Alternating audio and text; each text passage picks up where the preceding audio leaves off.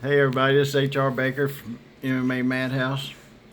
And I'm here with the Thug Nasty, Bryce Mitchell. Bryce, how's it going, man? What's up, brother, man? Thank Alright, you for having me on the show, man. It's an honor. Appreciate it. Hey man, you had a little mishap about a week ago.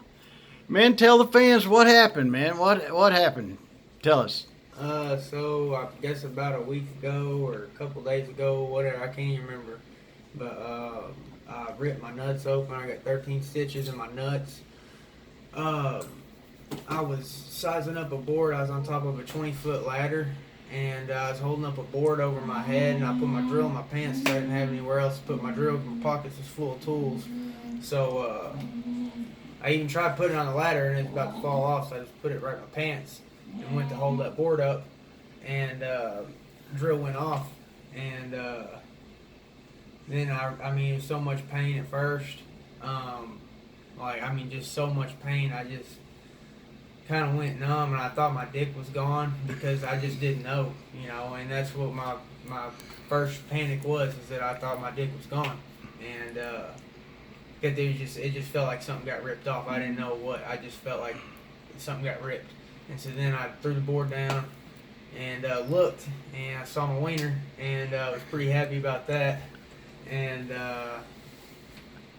so then I just realized that my my left testicle was wrapped up around that drill bit, and it was wound up, and I mean, I couldn't pull it, I couldn't push it out, it wasn't gonna pull or push out, it was like wrapped, and then I put it on reverse, and I was kind of worried about doing that too, because I didn't know if that would work or not, but I was in a tight situation. I didn't even have the strength to move up and down that ladder. I was in so much pain that I just had to reverse it and take my chances, but it worked, and then I reversed myself, and then just thought I was gonna pass out on the way to the hospital. Then I had to drive to the hospital. I probably lost like a quart of blood, and I just called my girlfriend Danielle on the way there, and told her, so at least one person would know, if I was to pass out on the way there. I was driving like 90 miles. So you was by yourself when all this happened?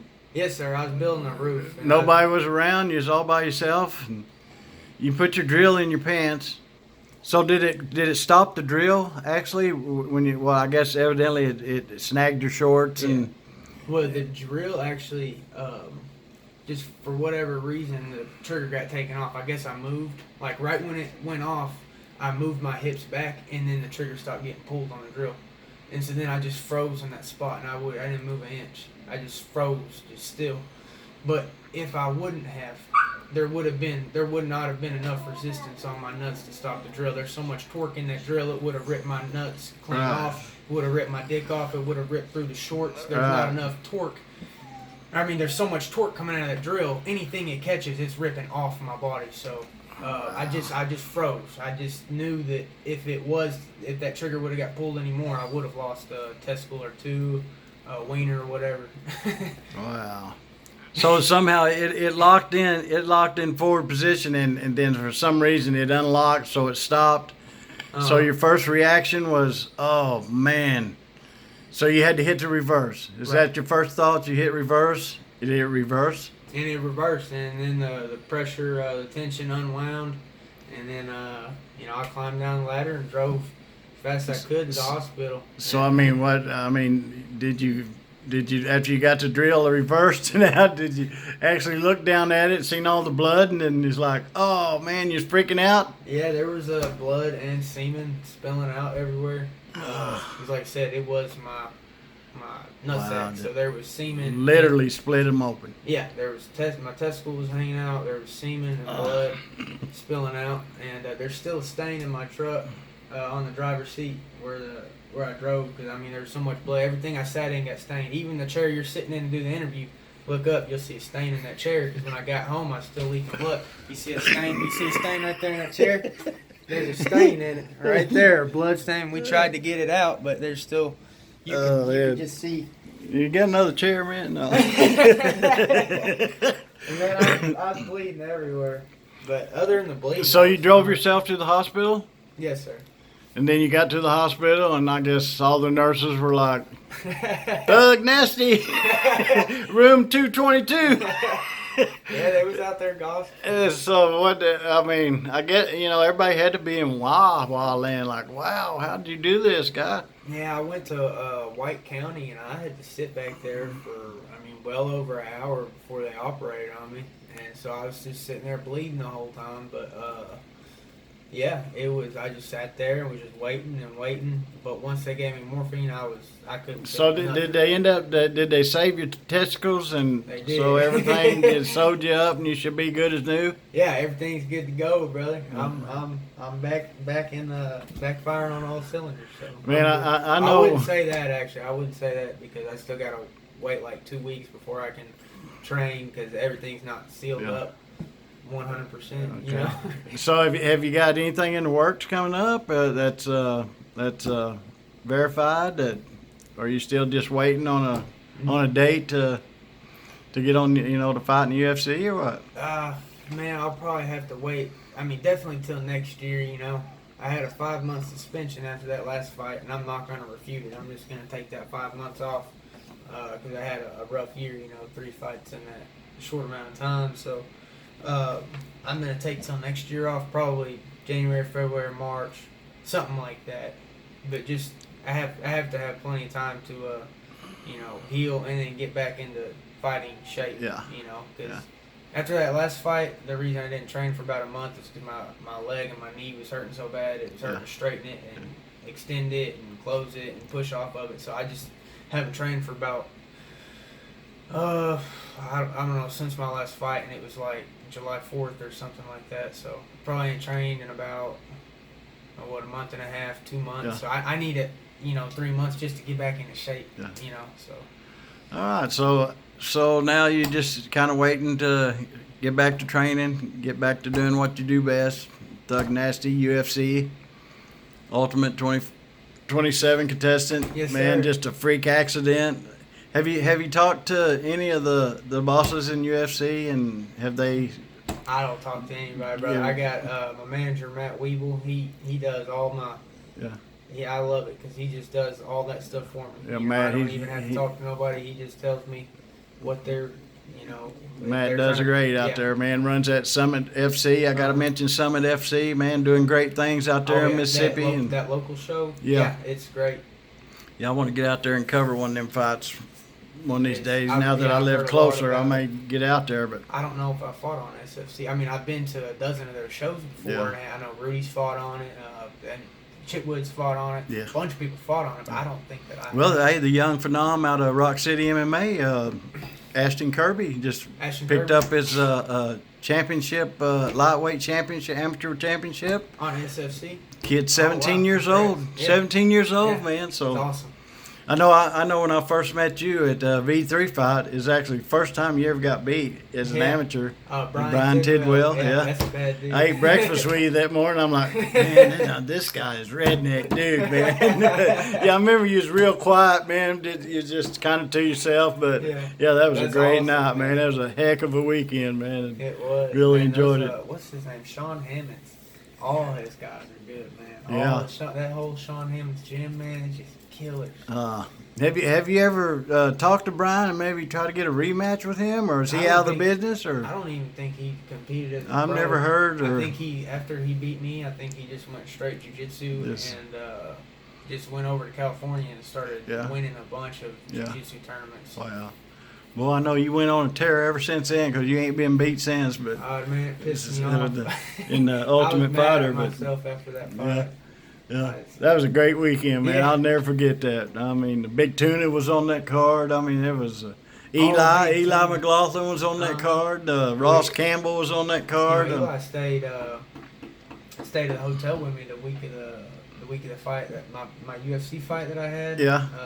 Eli stayed with me that week. Oh wow, he come down and stayed with me. Well, cool. That's cool.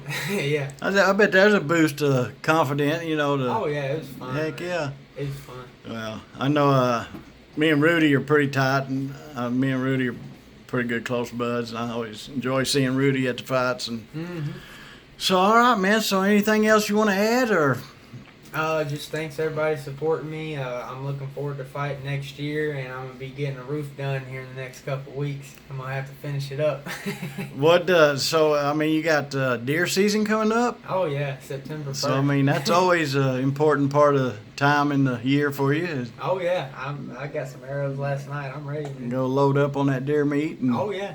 all right, Definitely. man. Anybody? Hey, you want to give a shout out to anybody? Any thanks? Shout outs? Sponsors? You go for I it. Man. got Rockin' D Farm and Hardware. I'm going there September 8th to do a meet and greet, and basically I'm just gonna be talking to anybody about anything. You know, talking about the UFC, talking about the me twisting myself up, because a lot of people are interested in that. You know, Yeah. so and I don't mind explaining it because I want people to know to wear a tool belt. Don't ever put a drill in your pants. Exactly. You know? Exactly. And I was even telling myself I shouldn't do this, but I'm gonna do it anyways. Get away with it, you know. Yeah. Don't do it. Don't do it. Just get a tool belt. Man, I've And, done that many times. I so, bet you I will yeah. never do it again, though. Yeah. So if I can help people realize how important that is, you know, at my own expense a little bit, but you know, still I can help somebody else not do that. So that's what I'm trying to do. So you been getting any calls from the skivvies companies like Fruit of the Loom or Gildan or? This one company, they I forgot what they were called, but they were actually in the talks with Matt about sending me some products, some Yeah. boxers or something. Yeah. And I said, yeah, bring it, man. That's awesome. And when I get them in, you know, I'll either probably post a picture on Instagram of what their brand is, or Yeah. I don't know who it is, but somebody was. But what's funny is I actually have like a whole shelf with nothing but boxers from the Ultimate Fighter. Yeah. Because when we was on the Ultimate Fighter, we had these things called a request list, and you could request anything you wanted. And everybody was requesting just shoes and hoodies and. But before I went on the Ultimate Fighter, I went on some crazy ripping spree with my boxers. I had holes in all of them. So I went to the Ultimate Fighter thinking, if I get any type of thing for free, I want it to be boxers and socks. 'Cause that's all that I asked for when I was on the show. Yeah. Everybody else was asking for shoes and hoodies and the expensive stuff. Yeah. And I was asking for boxers and socks. So I got a whole suitcase full of boxers and socks for like the next 10 years. I'm not going to need any Oh boxers wow, or that's socks. cool. Oh, cool. Yeah, I've got them just stockpiled in the closet. And I don't know what to do with them. You know, I'm just trying to. I can't wait to use them, but it's gonna be a while before I get to Yeah, them. cool, man. That's cool. Oh man, one more question. What size bit was you using? Using a 1/2. 1/2 size bit. All right, man. Hey, don't ever use a bit and And a 1/2 size bit and it was put it ac- between your legs, it was man. actually one that it was one of those titanium Titanium was. plated, and yeah. it was you use it for pre-drilling. Yeah. You know, you use it for pre-drilling. Yeah. You pick out one a little bit smaller than the screw or the bolt you're using, and Yeah. that's what I was doing. I was pre-drilling the wood, and I was lining it up, saying, where do I need to drill it? So I had it lined up, and I was about to go reach for that drill, and it started going off. Oh man. So that. Oh man. Was you up on the ladder? Oh yeah, 20 foot in the 20 air. foot in the If I air. had fell, I probably would have Oh died. my because- gosh. Yeah, I mean, and like I said, yeah, I would have died if I had fell, because I would probably been knocked unconscious or broke something. And then if I was knocked unconscious, I probably would have bled out. I didn't have any. Yeah. My neighbors wasn't home. Yeah. There's nobody's gonna see me out there. Wow. So Wow. it's a good thing I didn't fall. Just maintain composure. And another thing that I saw that helped me on I don't know if I saw it on TV or something. It's like Discovery Channel or something. But this guy said if you get bit by a snake, the best thing to do is stay calm, because it reduces the amount of blood Yes. circulating. So that's what I did. Yes. And right after the whole thing, I called my girlfriend and told her that I was going to the hospital. I called Danielle and told her I was going to the hospital. And then after that, I told myself to just be calm, because if I was going to die, all the worrying about it's just going to speed the process up. Yeah. So I just So how far did you have to drive to the hospital? It's probably about 15-minute drive, 15, 20-minute yeah. drive. I was going 90 miles an hour Wow. on some parts. Once I hit Race Street, I had to slow down. Yeah. So was you more worried about bleeding out, or maybe worried about, man, I'm not gonna never have kids? I didn't really worry about the whole kids thing. I'm trying not to have kids.